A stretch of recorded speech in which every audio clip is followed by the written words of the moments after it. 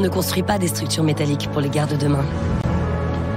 On construit les hasards de la vie. On ne conçoit pas les vêtements d'aujourd'hui. On conçoit la liberté d'être soi. On ne distille pas des parfums. On distille des coups de foudre. On n'imagine pas l'avion de demain. On imagine des aventures à l'infini. On ne développe pas des biothérapies innovantes. On développe la fureur de vivre. Avec l'industrie, on a un avenir à fabriquer. Bonjour à toutes et à tous, comment allez-vous en ce jeudi 21 novembre pour ce nouveau live métier organisé en partenariat avec Loco2i et avec l'industrie. J'espère que vous allez bien. Actuellement, personnellement, je suis en Île-de-France et il y a une énorme tempête de neige, plein de neige. C'est la première fois de l'année qu'on voit ça. Je ne sais pas comment ça se passe la météo à côté de chez vous, mais c'est assez formidable de voir toute cette neige. Ça fait plaisir. On commence un peu à rentrer dans l'ambiance proche de Noël. Alors, je me présente. Je m'appelle David. On va être ensemble pendant 45 minutes pour ce live métier organisé par MyFuture. Ceux qui ne connaissent pas MyFuture, c'est une plateforme, un site internet qui se découpe, on va dire, en deux grandes parties. Une première partie, on va vous présenter plein d'offres de stages, donc intéressant pour vous, que vous soyez en troisième, en seconde, au lycée ou encore après le lycée. Vous pouvez rechercher plein de types de stages différents en fonction de vos envies, à côté de chez vous, de vos domaines ou de vos secteurs d'activité préférés. Et à côté de ça, donc de cette partie un petit peu offre de stage, on a toute une autre partie qui va être une partie web TV dans laquelle on va présenter plein de types de vidéos, des types de vidéos que vont être des visites virtuelles. On va directement dans les entreprises, on fait un petit peu des micro-trottoirs. Vous voyez les micro-trottoirs que vous voyez sur YouTube, on fait un peu la même chose, mais on va directement dans les entreprises interroger les personnes qui travaillent dans cette entreprise. Et à côté de ça, on fait aussi des live métiers, ce que vous êtes en train de regarder actuellement. Alors, qu'est-ce que c'est un live métier? Un live métier, c'est un présentateur qui aujourd'hui et moi-même qui interviewe une personne, un professionnel. Aujourd'hui, on va avoir l'honneur d'avoir Nathalie qui est avec nous, qui est actuellement directrice industrielle d'une branche du luxe, qui va nous parler donc de son métier, qui va répondre à vos questions. Et donc, dans un live métier, l'objectif, c'est que ça soit en direct et que vous participiez. Et vous pouvez participer avec le chat. Dans le chat, actuellement, on a Doumia, qui est modératrice, qui va s'occuper de redire un peu les phrases que va mettre en avant Nathalie, de répondre un petit peu à vos questions si moi, je n'ai pas le temps de voir vos questions, mais dans la majeure partie du temps, c'est moi qui vais voir vos questions et je vais pouvoir poser ces questions à Nathalie qui va essayer d'y répondre. Un live métier, ça se découpe en 5 grandes parties. La première des parties, c'est le métier, donc le métier de Nathalie expliqué à travers 6 images. Ensuite, la deuxième partie, c'est un cas concret du métier de Nathalie. La troisième partie, on arrive sur le parcours et par quel chemin est passée justement la professionnelle pour en arriver là où elle est, son parcours scolaire. La quatrième partie, avant-dernière partie, c'est les plus et les moins de son métier. Et pour conclure le tout, on finit par une anecdote ou un cliché de son métier. Voilà un peu pour la présentation globale d'un live métier. Aujourd'hui, donc, je passe un petit coucou au Collège Rabelais, au Collège Racine, au lycée Samuel Beckett et au lycée Notre-Dame. Un grand coucou, un grand salut aux autres collèges et lycées qui nous regardent aujourd'hui. Et sans plus tarder, je pense qu'on peut introduire Nathalie. Bonjour Nathalie, comment vas-tu? Bonjour à tous, bonjour David. Écoute, très bien. Nous aussi, on est un peu sur la neige ce matin, mais là, ça commence à neiger, donc voilà. Super, voilà, génial. Écoutez, j'espère que ça donne quand même une petite ambiance qui est sympathique, je trouve, même Tout à s'il est fait. froid présent. Voilà, on est obligé de remettre les doudounes, mais l'ambiance, moi, j'apprécie bien cette petite ambiance. Donc, pour commencer, première partie, 6 images pour expliquer ton métier. Est-ce que tu peux commencer par la première image où je vois une dame en robe? Est-ce que tu peux nous expliquer ce que ça signifie et quel rôle ça a dans ton métier? Voilà. Alors, pourquoi cette image? Effectivement, c'est parce que, comme tu l'as dit en introduction, on travaille pour les grandes marques de luxe françaises, de prêt-à-porter de luxe. Là, entre autres, c'est une robe qui a été réalisée dans un de nos ateliers. Je ne peux pas citer de marque parce que voilà, ça reste confidentiel, D'accord. mais on voit par la qualité du produit que effectivement, c'est pas une robe que l'on trouve dans les boutiques de chez nous. D'accord, donc typiquement, vous, à quel niveau de la conception vous intervenez? Alors, nous, en fin de compte, on a, plusieurs pôles d'activité effectivement, donc on est déjà sous-traitant. C'est-à-dire qu'on ne crée rien chez D'accord. nous. On reçoit les croquis de nos clients et on va venir les développer. Ça veut dire quoi développer? C'est-à-dire qu'à partir du dessin, on Mmh. va venir faire un patronage. Le patronage, c'est un plan à plat des éléments pour OK. pouvoir après couper la matière, fabriquer, piquer à la machine, si je veux utiliser des termes un peu plus simples, piquer à la machine pour réussir à réaliser un produit comme est sur la photo. Donc D'acc nos pôles d'activité, on en a 5. On a le pôle d'activité, donc là, si en lien avec la robe, c'est ce qu'on appelle le pôle d'activité flou. Ce sont tous les produits qui sont en matière légère, transparente, on va dire, on peut. Le pôle tailleur, donc là, c'est plutôt ce qu'on appelle nous la pièce à manches, la veste, le tailleur, le trench, le voilà. On a, le bureau d'études, donc c'est plutôt le bureau d'études en fin de compte qui, travaille, à partir du croquis. C'est-à-dire que c'est là où on va avoir des modélistes qui vont, du croquis faire le patronage et après, mettre en réalisation le modèle. Et le dernier pôle d'activité que l'on a, c'est la maroquinerie, donc OK. le travail du cuir. Ouais. Où là, on ne fait pas des sacs, mais on fait des éléments cuir qui vont venir se rapporter sur les vêtements de prêt-à-porter qu'on va réaliser. OK, bah, dis donc, ouais, ça fait beaucoup de domaines, d'activités qui Beaucoup de domaines d'activité qui sont complémentaires, mais qui sont différents les uns des autres. oui, oui, il faut, je pense, une expertise qui est différente, en fonction des uns et des autres. Tout à fait. Mmh. OK, d'accord. Très, très intéressant. La deuxième photo, nous avons une carte de la France, si je me trompe pas de pays. Peux-tu nous en C'est dire bien plus? ça. Donc effectivement, cette carte, c'était pour situer en fin de compte, les 2 entreprises que nous avons. Donc, on a, une entreprise, donc le pôle flou qui est l'entreprise Fonlup, qui est à Ballot, donc qui est en Mayenne. Donc c'est le point, jaune qui est pas loin d'Angers et de Nantes. Et on a, l'entreprise Thierry qui est basée à Caen, donc en Normandie. Et sur, cette entreprise-là, on a nos pôles d'activité tailleur, bureau d'études et maroquinerie. Voilà. Donc D'accord, moi, je fais la navette entre les 2 sites, d'accord.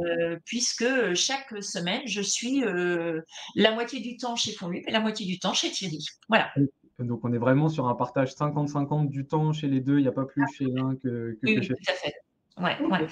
Oui, oui, parce que c'est important, la présence est importante pour moi, même si effectivement, maintenant on a des outils de communication qui nous permettent de pouvoir faire des réunions à distance ou de pouvoir faire des lives comme aujourd'hui, Aujourd'hui. sans avoir à se déplacer. Mais, c'est important, de pouvoir voir les équipes, sur le terrain. Oui, toujours, toujours, ouais, je pense que c'est une très bonne chose et puis ça fait même du bien au moral de voir aussi des gens en vrai. Tout à fait. Et donc peut-être d'ailleurs que c'est en rapport avec la troisième photo, qui représente, une sorte de réunion? Voilà, c'est ça, c'est en fin de compte, c'était pour représenter un peu, les équipes avec qui je travaillais. Donc en fin de compte, j'ai, en tant que directrice industrielle, j'ai des responsables de pôle qui travaillent avec moi, les pôles d'activité, c'est ce que j'ai, évoqué tout à l'heure, donc le D'accord. pôle food, pôle tailleur, bureau d'études, maroquinerie. Donc j'ai une responsable sur chaque pôle et en fin de compte, on est beaucoup en relation, ensemble pour, arriver à comprendre les problématiques des unes ou des autres sur les pôles en organisation, en management, en problèmes techniques. Enfin voilà, donc je vais pas dire que je suis tout le temps en réunion, mais voilà, la réunion permet effectivement de pouvoir échanger les différentes problématiques qu'on peut rencontrer sur chaque journée. OK, et donc toi, ouais, vraiment en tant que directrice, tu es vraiment en lead sur les personnes qui, eux, «dirigent chaque pôle» entre guillemets? Tout à fait. C'est-à-dire que chaque personne qui dirige son pôle est autonome, OK. mais dès qu'il y a une problématique stratégique, elle remonte vers moi pour que je puisse les aider à prendre cette décision et puis, trancher auquel cas, puisque, il peut y avoir aussi des décisions, très lourdes de conséquences derrière sur une organisation. Donc c'est moi qui en prends la responsabilité, c'est moi qui traite directement après avec le client. Et comme tu l'as évoqué juste avant, il y a donc, les pôles qui sont départagés en fonction de géographiquement parlant. Est-ce que ça arrive qu'il y ait des réunions, mais où tout le monde soit présent? Vu que Oui. OK, d'accord. Oui, oui, oui, c'est-à-dire qu'effectivement, on a ce qu'on appelle des commissions de des comités de direction qui nous permettent de nous rassembler dans un point unique pour justement être en présentiel et pouvoir échanger sur différents sujets, en fin de compte. OK, super, super. On peut passer à la quatrième photo, un petit cerveau, une petite ampoule. Ça Je sais bouillonne tout le temps, en fin de compte. Au mon pas. niveau, en fin de compte, il faut hem, cogiter, réfléchir, trouver des solutions rapidement, pour débloquer des situations qui peuvent survenir à n'importe quel moment. Donc, c'est vrai que c'est de pouvoir avoir une vision globale des activités et de tout de suite faire le lien d'une activité par rapport à l'autre. Ouais, ouais. Mais bon, je donnerai un peu plus d'explications sur des cas concrets tout à l'heure. On laisse un petit peu ça pour le suspense. On a Voilà, déjà une un peu de suspense quand même. on a déjà une première question de Nicolas qui demande: «Est-ce que vous faites beaucoup d'heures?» Alors, sur le papier, on fait 35 heures. Sur le papier. Mais oui, oui, je fais beaucoup d'heures effectivement parce que je pense que, effectivement Nicolas, a dû voir que quand on pilotait, plusieurs activités, bah, forcément que ça oblige à élargir, enfin, à Mmh. avoir des horaires un peu flexibles, mais je pense qu'à partir du moment où le travail est passionnant, eh ben, on compte moins nos heures. Donc ça, je Ouais. pense que c'est vraiment, quelque chose d'hyper important. Enfin, moi, j'ai toujours été passionnée par mon métier, mais oui, il faut aussi savoir être raisonnable et de ne pas faire déborder nos journées à rallonge, parce Mmh. qu'on trouvera toujours des prétextes pour faire plus. Mais oui, oui, oui, sur un poste comme ça, il faut pas non plus se dire: «Ben, moi, mes horaires, elles sont, de 8 heures à 17 heures. Mmh. Après 17 heures, je m'en vais». Voilà. Après, c'est D'accord, une question d'accord. d'organisation et puis c'est une question de personnalité aussi. Tout à J'espère fait. que j'ai répondu à Nicolas. Oui, oui, je pense que c'est une très bonne réponse. Nicolas nous le dira. Heu, Avant-dernière photo, nous sommes un peu sur le style chef d'orchestre, si je comprends bien? Voilà. Alors, j'aime bien en fin de compte, dire que je suis un peu comme un chef d'orchestre parce qu'en fin de compte, avec mes différentes responsables de pôle, j'articule en fin de compte, voilà, je mène, l'ensemble de l'activité, pour que ce soit cohérent et pour fonctionner ensemble. Donc chef d'orchestre aussi, c'est parce que je fais de la musique, donc voilà, ça me parle et Ah, je trouvais que c'était, un joli lien entre, voilà, on va dire une passion et puis, mon activité professionnelle. et quel instrument sans indiscrétion? Alors, je sais pas, c'est pas très connu, mais bon, du saxo soprano, Du donc ceux qui saxo sont musiciens soprano. connaissent. Et il y a un musicien qui jouait beaucoup de ce saxo aussi, c'est Sting, dans les plus récents, OK. hein, donc il y a Sidney Bechet aussi, mais bon, ça, c'est plus ceux qui, sont plus proches du jazz. Mais voilà, donc le saxo soprano est un saxon allongé et n'est pas le saxo courbe. D'accord, OK, beh, moi j'en apprends, hein, parce que je n'étais pas du tout au courant de l'existence de cet instrument, comme Non, quoi. c'est pas le saxo le plus connu en fin de compte. Ouais. OK, d'accord, très bien. Et donc nous pouvons passer à la dernière, photo, une personne au Ouais, mais là, en téléphone, fait, beaucoup de téléphones. c'est plus en lien avec les clients, c'est-à-dire que là, effectivement, comme la majorité de nos clients sont, parisiens, on va dire, Ouais. quand, il y a des sujets, de charge d'activité et autres, bon, bah, c'est des sujets qu'on traite par téléphone, D'accord.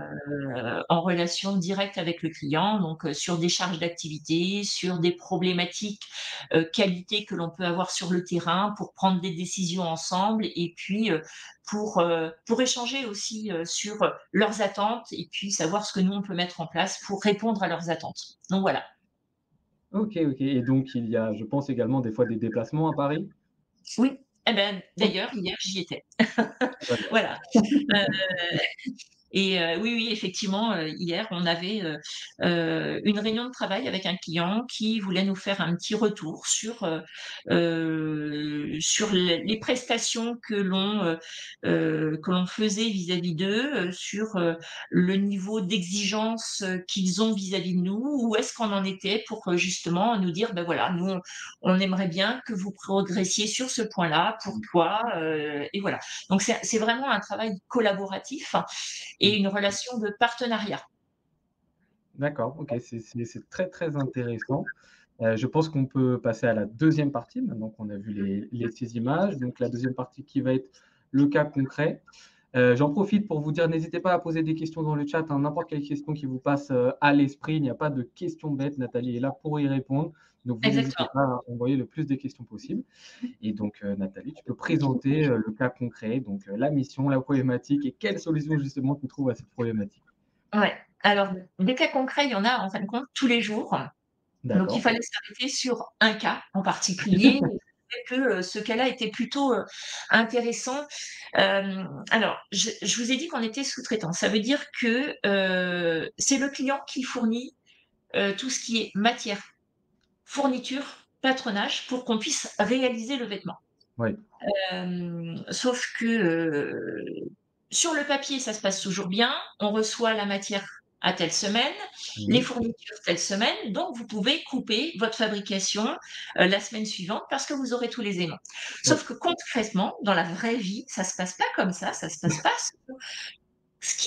ce qu'on a imaginé sur le papier, c'est qu'il peut y avoir, heu, une problématique d'approvisionnement d'une matière qui devait arriver, par exemple, cette semaine D'accord. et si la matière n'arrive pas, il faut qu'on trouve une solution. Parce que Mmh. ce qu'il faut savoir, c'est que dans notre métier, on travaille, assez en flux tendu, tout simplement parce qu'on a, 4 à 6 collections en fonction des clients. C'est-à-dire D'accord. que, vous savez bien, hein, dans les magasins, on a, quand on achète un vêtement, on va acheter, un vêtement l'hiver, qui est un vêtement d'hiver, au printemps un nouveau vêtement, en été un nouveau vêtement et à l'automne un nouveau vêtement. Donc Ouais. nos clients dans le luxe fonctionnent exactement pareil. Donc ils font des collections qui défilent. Je pense que tout le monde a entendu parler des Fashion Week. Donc nos clients sont sur les Fashion Week. Ils font des précommandes de matières en fonction de ce qu'ils imaginent qu'ils vont vendre lors de ces collections et après ils mettent des délais à leurs fournisseurs. Sauf que ça tient pas forcément la route pour X raisons, hein. Il y a pas, enfin voilà, toutes les raisons sont valables. Mais dans un cas comme ça, des fois, on est obligé de Mmh. se dire: mais oui, mais qu'est-ce qu'on va mettre à la place? On devait mettre ce produit-là et on ne peut pas le mettre. Donc il faut trouver une solution, trouver un modèle qui était placé un peu plus tard, de bien voir si tout est là pour savoir si on doit l'enclencher ou pas. Mais il peut y avoir aussi des incidences d'arrêt de production. C'est-à-dire que, hem on travaille sur un modèle et d'un seul coup, on s'aperçoit que la fourniture qui devait arriver, aujourd'hui, parce qu'on travaille en flux tendu, n'arrive pas Ah, et le fournisseur a un gros bug. Ça veut dire qu'on va être obligé d'arrêter la production sur le champ et de pouvoir remettre en fabrication un autre modèle. Sauf que la d'accord. remise en fabrication d'un autre modèle n'est pas du tout, facile à faire. C'est-à-dire qu'on claque pas des doigts et hop, tout le monde s'arrête de travailler et hop, tout le monde reprend Ouais. un autre modèle parce que chaque modèle est différent. Donc ça fait une rupture de travail dans le groupe, Ouais. heu, une qualité là, c'est vrai que j'avais marqué une qualité matière non conforme, mais ça peut être une fourniture qui n'est pas arrivée. Mmh. Donc là, il faut effectivement tout de suite rebondir et puis trouver ce qui peut convenir, pour mettre à la place. Alors c'est soit Ouais. on a un modèle de prêt qu'on peut mettre à la suite, ou soit on n'a pas du tout de modèle de prêt parce que, je rappelle, on travaille en flux tendu Mmh. et là, je dois moi tout de suite me dire: «Est-ce que dans le pôle flou ou dans le pôle tailleur, en fonction du pôle qui est impacté, est-ce que j'ai un produit qui est prêt à prendre pour pouvoir le changer d'endroit?» Donc c'est-à-dire de lui faire prendre la route de Ballot pour aller à Caen, pour après les mettre sur les machines à Caen pour pouvoir débloquer la situation. Donc D'accord. là, voilà, c'est tous ces sujets-là, en fin de compte et c'est pour ça que je disais et c'est pour ça cette petite roue dans la tête où il faut tout de suite réfléchir, réagir pour justement qu'il y ait le moins de pertes d'activité possible et dans l'émission, je marquais aussi chiffrer les arrêts de production. Donc ça, c'est un exemple, hein, mais c'est un tout petit exemple par rapport à ce que je fais. Mais si effectivement on vient à stopper une production pendant ce temps-là, nous, on a une perte de chiffre d'affaires. Donc il faut qu'on puisse chiffrer cette perte de chiffre d'affaires pour après négocier avec le Oui. client pour savoir ce qui peut nous indemniser pour D'accord. pas qu'on soit perdant. Donc voilà un petit peu un exemple de cas concret. Et Pardon? Et que tu as utilisé plusieurs fois le terme de flux tendu. Est-ce que tu peux nous dire un petit peu, pour expliquer ceux pour qui cette notion n'est pas forcément familière, Ouais. à quoi ça consiste? Alors, flux tendu, c'est quoi? C'est qu'en fin de compte, comme on travaille par collection, on n'a pas une vision 1 an à l'avance de ce que l'on va faire. C'est-à-dire que quand un client nous donne une charge de travail, là, par exemple, je vais vous donner un exemple. Je viens de recevoir un programme pour la saison été d'un D'accord, client, d'accord? ouais, Le client me dit: «Vous aurez, 200 pièces à faire pour cette veste». OK, OK. Cette veste, vous aurez les matières au mois de décembre et vous pourrez fabriquer de janvier, février, mars. OK. Donc le délai, il est court quand même. Non, oui, Flux évidemment. tendu, on est en novembre, en décembre, je dois commencer à couper, en janvier, je dois commencer à fabriquer. Ouais, Là, OK, donc on s'organise, on prévoit notre planning comme ça. Dans certaines activités, quand il y a une charge à tomber, on vous dit: «Vous allez avoir 10 000 pièces à faire et cette fabrication, elle est à faire de, je sais pas moi, de mars à octobre l'année prochaine». Mais vous voyez que le delta est complètement différent pour nous. Notre vision à aujourd'hui, elle est sur 3 mois. Sur 3 mois, on a notre charge de travail et s'il y a le moindre grain de sable et qu'il y a pas du tout d'avance, eh mmh, ben, ça peut être très problématique pour nous. Donc voilà, le flux tendu, c'est ça, c'est le fait de pas avoir, 10 000 pièces d'avance pour oui, pouvoir se dire: «Bah, je prends ça à la place de ça». d'accord, oui, oui, donc ça laisse peu de place à la marge d'erreur qui va avoir un impact tout de suite dans le temps, ouais. Ouais, Ouais. ouais. Est-ce que ça engraine pas énormément de stress, le fait d'être en flux tendu et Alors, oui, effectivement, c'est vraiment alors, déjà, ce qui, emmène du stress, c'est effectivement de toujours être en flux tendu. Après, c'est une habitude pour oui, nous. ouais, Ce qui peut être aussi stressant, c'est qu'on est quand même sur des produits de luxe qui ouais, demandent une attention particulière et où les matières sont aussi assez difficiles à travailler et tout ce que l'on fait n'est pas du tout robotisé. C'est-à-dire que tout ce qui est fait mmh, dans nos ateliers, c'est fait avec nos mains, d'accord, nos et puis, bah, les machines à coudre qu'il peut y avoir ou de repassage. Donc c'est vraiment quelque chose d'artisanal. On est une entreprise, on a 200 personnes, mais on parle beaucoup d'atelier, pas d'entreprise ni d'usine, parce que c'est vrai qu'on souvent on dit: «Oh, on va travailler à l'usine». Alors chez oui, nous, on proscrit ce mot, on n'est pas à l'usine. d'accord. À la rigueur, on est à l'entreprise, mais on préfère dire: «On est à l'atelier» parce que l'atelier, c'est plus en lien avec le travail que l'on fait, en fait.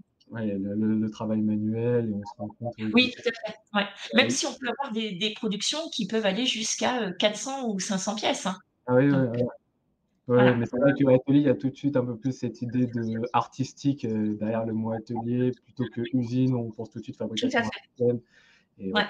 ouais, ce terme est peut-être plus judicieux et par exemple, si, tu as évoqué la possibilité d'un arrêt total d'une production pour, quelconque contexte, donc qualité, de la matière non conforme ou et cetera. Donc vous stoppez totalement la production. Est-ce que vous la reprenez à un autre moment l'année prochaine ou c'est fini, il y a plus aucun moment où on va reprendre la production qu'on avait Ça commencée? dépend ouais, ça dépend de la décision du client. Imaginons que, d'un seul coup, ils s'aperçoivent que c'est la qualité de la matière qui n'est pas bonne, donc pas conforme à ce qu'ils attendaient.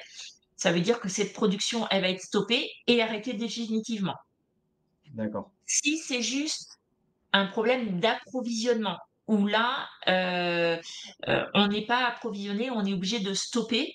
Bah, on va être obligé de reprendre la fabrication de ce modèle quand la matière ou la fourniture va arriver et là, c'est une perte de temps aussi parce que ça veut dire qu'il faut se remettre dans le modèle une deuxième fois ou une troisième fois en fonction des circonstances et ça peut être problématique. Mais il faut être assez souple justement dans l'organisation parce que ces aléas-là, ils sont quand même assez récurrents. D'accord, OK, oui, oui, c'est quand même quelque chose d'assez récurrent, c'est pas un petit point parmi tant d'autres. OK, bah, c'était super intéressant ce cas concret. Je te propose qu'on passe à la troisième partie, qui est ton parcours.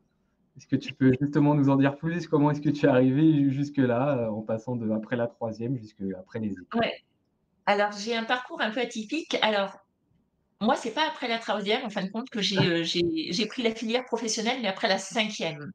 Alors D'accord, pourquoi on a décidé de mettre après la troisième? Parce qu'à aujourd'hui, ce n'est plus possible de faire ça. En général, on va au moins jusqu'à la troisième, voire la quatrième, hein, pour prendre une voie professionnelle.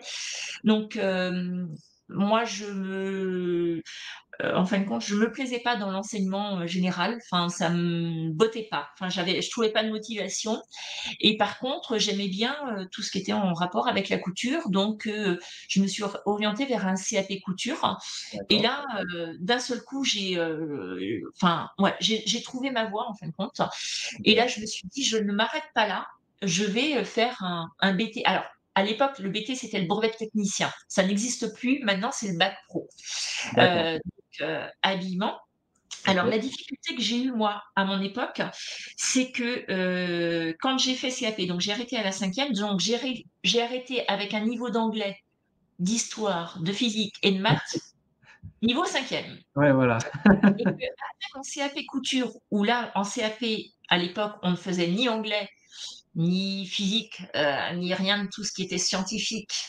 Le J'ai CAP, ça consistait en quoi, Alors typiquement c'est les cours, plus par la exemple? partie technique. CAP, alors aujourd'hui, il y a de moins en moins de CAP, c'est plutôt des BEP en fin de compte. D'accord. Donc c'est un certificat d'aptitude professionnelle en fin de compte, c'est, plus en lien avec, tout ce qui est professionnel. Donc les cours étaient plutôt axés sur le niveau professionnel. J'avais beaucoup d'heures de professionnel et très peu d'heures d'enseignement général. En enseignement général, j'avais juste maths et français, c'est tout, D'accord. OK. hein. Donc je stoppe à la 5e, niveau 5e, anglais et tout ce qui est matière scientifique, et pour mon CAP, je prends une seconde générale avec option couture.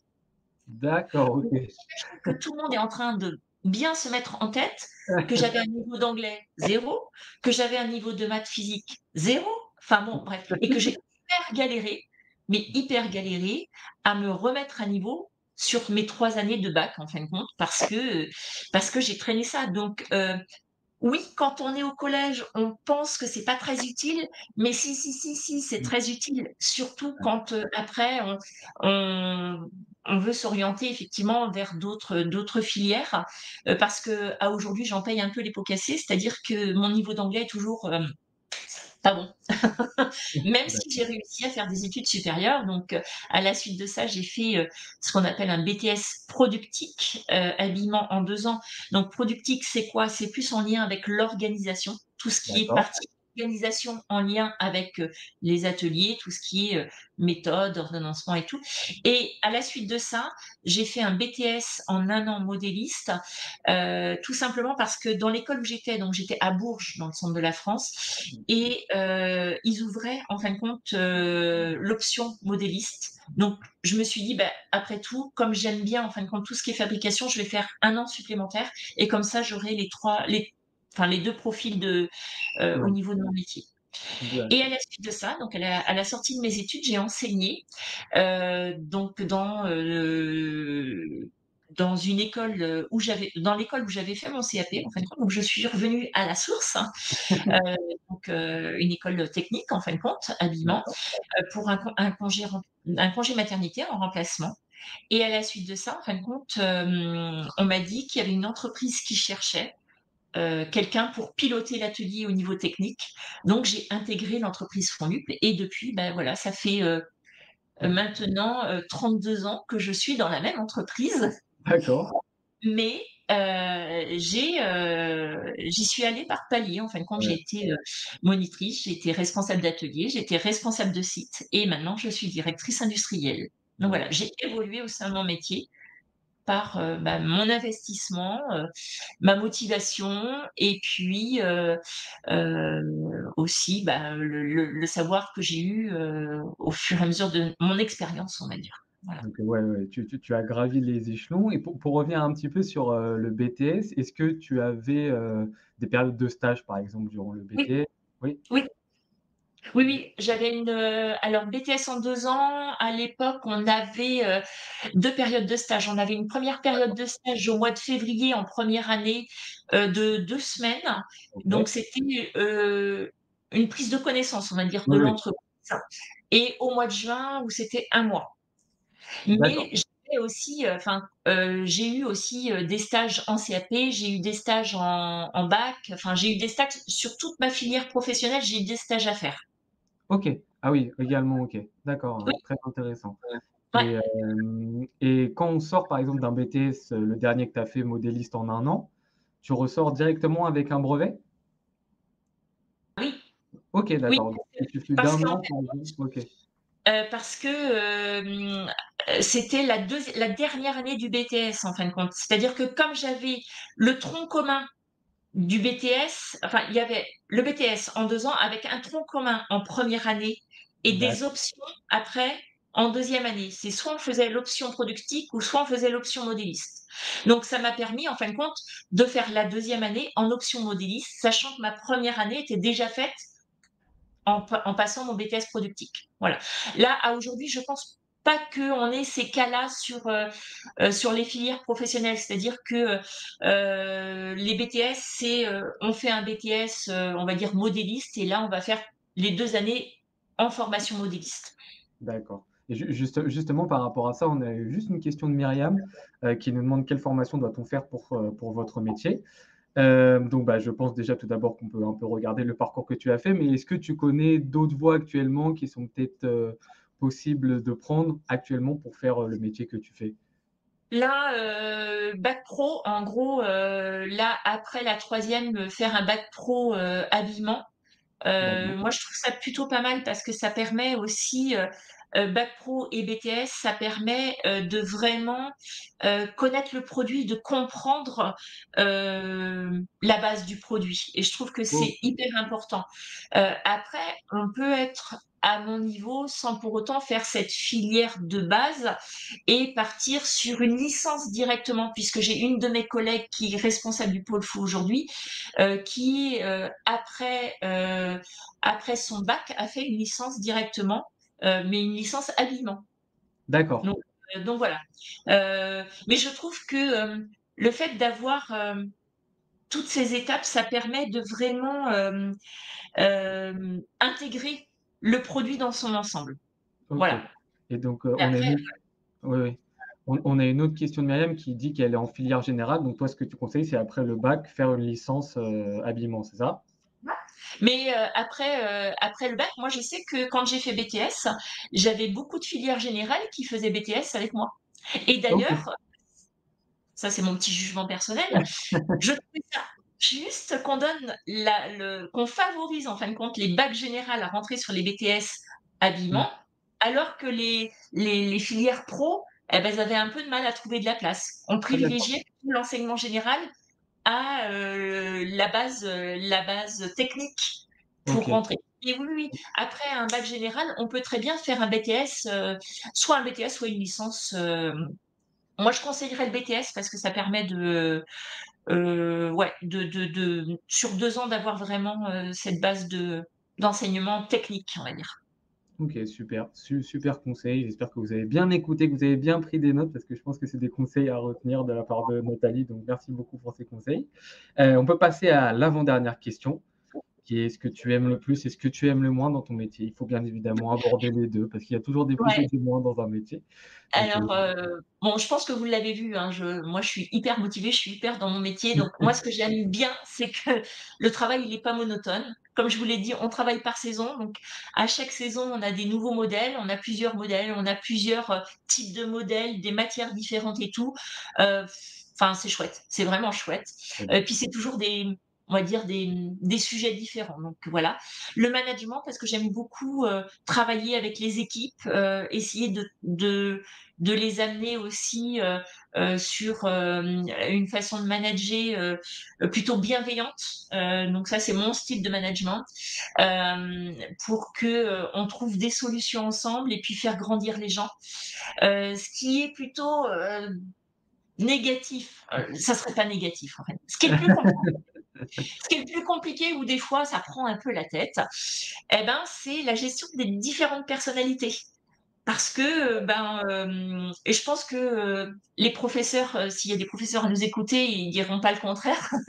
C'est compliqué d'avoir, un public, différent, en face de nous et d'arriver à amener, tout le monde dans le même sens. Ouais, ouais. Donc c'est ça qui est difficile, mais ça fait partie du management, donc voilà, et puis, ce qui peut être aussi difficile, c'est, la relation client, sur des fois des incompréhensions, d'organisation. C'est-à-dire que, les clients mettent une certaine pression pour, avoir leur production en temps et en heure et des fois quand on n'est pas, dans les délais qu'on a annoncés ils nous demandent de nous justifier. Ils ont un peu de mal à comprendre que sur le terrain, c'est pas parce qu'on met des quantités dans des petites cases que ça marche comme ça sur le terrain.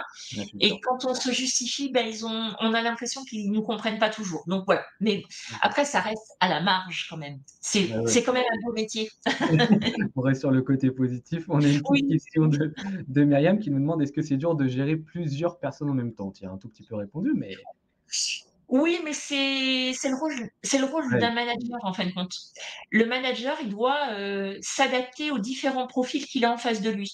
Donc, il faut, justement bien cerner la personne qu'on a en face pour savoir comment communiquer, comment l'emmener dans notre sens. ouais, Donc, mais je pense que ça, c'est à tous les niveaux, enfin dans tous les métiers, ça sera comme ça. Alors peut-être que la difficulté chez nous, c'est qu'on a à 90 des femmes. d'accord.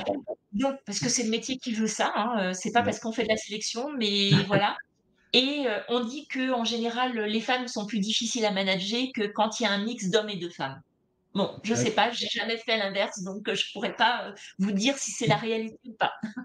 d'accord. Et par rapport, au management, à partir de quel moment à peu près tu t'es dit que tu avais un peu cette fibre-là? Parce que je pense qu'il faut un petit peu l'avoir, cette envie de pas forcément d'encadrer, je sais pas si c'est le bon terme, mais d'avoir Ouais, une visibilité, de devoir gérer, de manager des personnalités qui sont différentes comme tu l'as évoqué. Est-ce qu'il y a eu un petit déclic qui s'est fait, de ton côté? je pense que, à partir du moment où on aime bien, aller vers les autres, on aime bien donner des conseils ou voilà, hem ouais, je pense que ça s'est fait un peu naturellement. Après, je fais partie de beaucoup d'associations aussi. Je suis, Oui, impliquée dans le monde associatif et tout. Moi, je suis pas quelqu'un qui reste à un poste sans rai enfin, voilà, à gérer. Il y a tous les profils sont utiles, enfin, sont indispensables. Mais effectivement, tout le monde ne peut pas être manager.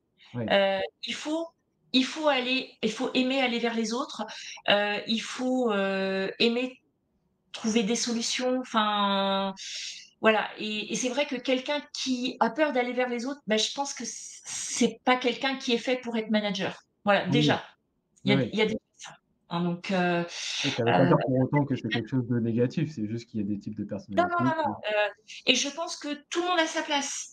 ouais, Il y a des postes pour tout le monde. Il faut juste arriver à trouver le bon poste par rapport à sa personnalité.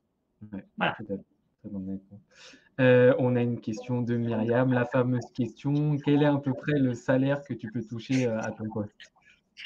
Alors, hem il faut savoir que, directrice industrielle, en fonction des métiers, enfin en fonction des, oui c'est ça, des métiers ou des secteurs d'activité plutôt, les salaires peuvent être complètement différents. Nous, on est sur un secteur d'activité, l'habillement qui, n'a pas des très hauts salaires. Bon, c'est comme ça. Après moi je me plains pas. Heu, il faut compter, là, un salaire entre 3 500 et 4 500 € brut. D'accord, Voilà. Mais ça peut aller plus haut en fonction de d'autres secteurs d'activité, en fin de compte. Donc, heu, bon, moi, j'ai fait mon expérience comme on l'a vu, hein. Depuis 30 ans, j'ai gravi les échelons, donc voilà. C'est une fourchette. d'accord, OK, bah, merci pour cette fourchette. J'espère que Myriam est contente de la réponse et avant de passer à la dernière partie, on a une question qui est: quelle est la chose la plus compliquée que tu as eu à gérer pendant ton travail? Hem, Pour l'instant. justement, une problématique, d'une salariée qui a, un peu explosé, enfin voilà, qui a Mmh, buggé à un moment et qui d'accord, est partie en live, OK, clairement, qu'il a fallu, on va dire, maîtriser et se poser pour discuter avec elle, pour savoir pourquoi on en était arrivé à ce niveau-là. Par rapport, à l'organisation du travail, par rapport à la relation qu'elle avait avec, ses autres enfin les autres, enfin voilà, c'est une des plus difficiles situations que j'ai eu à gérer et hem et à 2 reprises, lors d'entretiens individuels aussi, D'accord. où, elle était pas d'accord, d'ailleurs c'était la même salariée, elle était pas d'accord, avec le jugement, enfin l'évaluation qu'on faisait d'elle et elle s'est emportée. Donc là, c'est aussi de pouvoir, faire baisser la tension et de pouvoir réinstaurer le dialogue, pour qu'on puisse faire quelque chose de constructif. Donc ouais, c'est la plus grosse, on va dire, ce dont je me rappelle en tout cas. Mmh. Petit moment difficile, mais ça fait partie du job. Ouais, ouais, ouais. Donc sans plus tarder, je te propose qu'on passe à la dernière partie, qui va être le cliché anecdote de ton métier.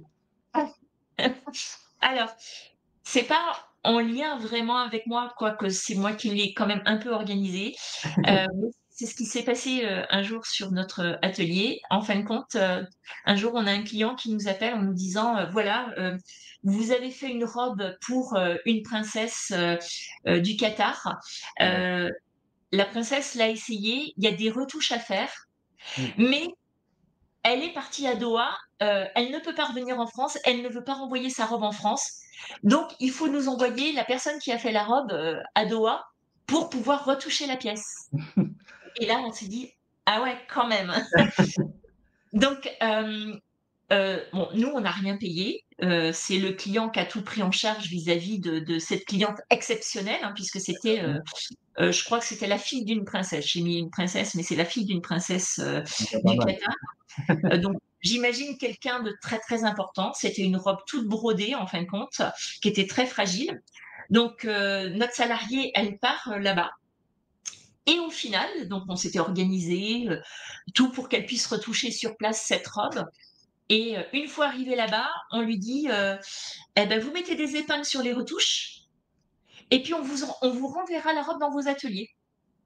Donc en fin de Mmh. compte, sur place, elle a dû passer 1 heure juste pour mettre les épingles pour que la robe soit retouchée et après c'était terminé, elle est revenue chez nous.